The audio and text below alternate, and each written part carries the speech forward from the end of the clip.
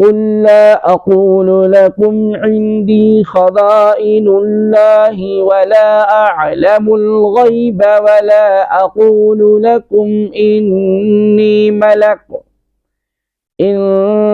أتبع إلا ما يوحى إلي قل هل يستوي الأعمى والبصير أفلا تتفكرون۔ اے حبیب تم فرما دو میں تم سے نہیں کہتا کہ میرے پاس اللہ کے خزانے ہیں، اور نہ یہ کہتا ہوں کہ میں خود غیب جان لیتا ہوں، اور نہ تم سے یہ کہتا ہوں کہ میں فرشتہ ہوں، میں تو صرف اس وحی کا پیروکار ہوں جو میری طرف آتی ہے۔ تم فرما دو کیا اندھا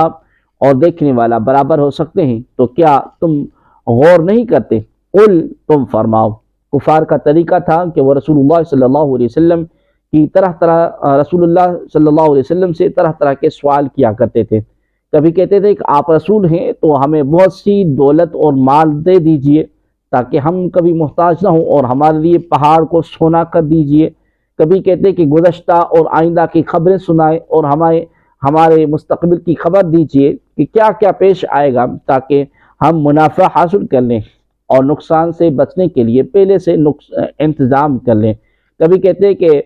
ہمیں قیامت کا وقت بتا دیں کہ کب آئے گی۔ کبھی کہتے کہ آپ کریم صلی اللہ علیہ وسلم کیسے رسول ہیں جو کھاتے پیتے ہیں اور نکاح بھی کرتے ہیں۔ ان کی ان تمام باتوں کا اس آیت میں جواب دیا گیا کہ تمہارا یہ کلام نہایت بے محل اور جاہلانہ ہے، کیونکہ جو شخص کسی چیز کا دعویٰ کرتا ہے اس سے وہی باتیں دریافت کی جا سکتی ہیں جو اس کے دعوے سے تعلق رکھتی ہوں۔ غیر متعلق باتوں کا دریافت کرنا اور اس کے دعوے کے خلاف دلیل اور حجت بنانا انتہا درجے کی جہالت ہے۔ اس لیے ارشاد ہوا کہ آپ کریم صلی اللہ علیہ وسلم فرما دیجئے کہ میرا دعویٰ یہ تو نہیں کہ میرے پاس اللہ کے خزانے ہیں جو تم مجھ سے مال اور دولت کا سوال کرو، اور اگر میں تمہاری مرضی کے مطابق تمہارا دعویٰ پورا نہ کروں تو تم رسالت کے منکر ہو جاؤ، اور نہ میرا دعویٰ ذاتی غیب دانی کا ہے کہ اگر میں تمہیں گزشتہ یا آئندہ کی خبریں نہ بتاؤں تو میری نبوت ماننے میں بہانہ کر سکوں، نیز نہ میں نے فرشتہ ہونے کا دعویٰ کیا کہ کھانا پینا اور نکاح کرنا قابل اعتراض ہو۔ تو جن چیزوں کا دعویٰ ہی نہیں کیا ان کا سوال کرنا ہی بے محل ہے، اور ایسے سوال کو پورا کرنا بھی مجھ پر لازم نہیں۔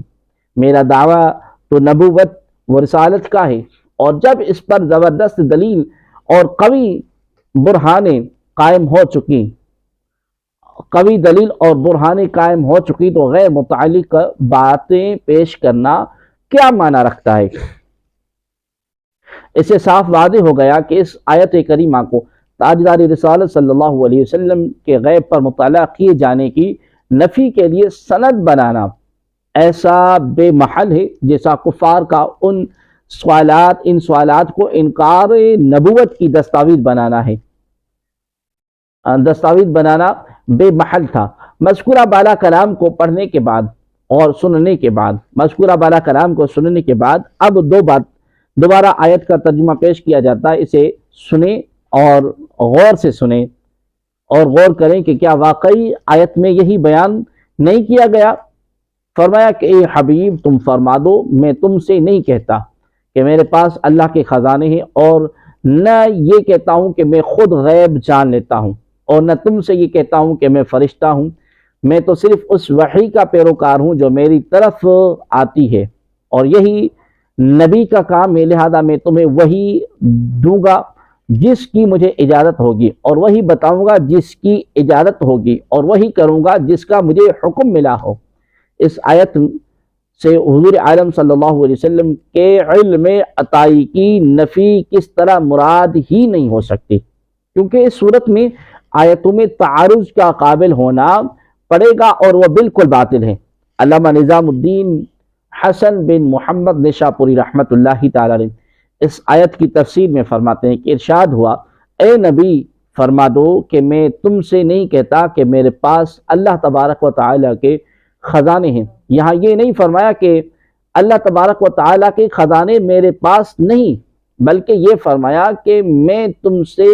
یہ نہیں کہتا کہ میرے پاس اللہ تبارک و تعالیٰ کے خزانے ہیں،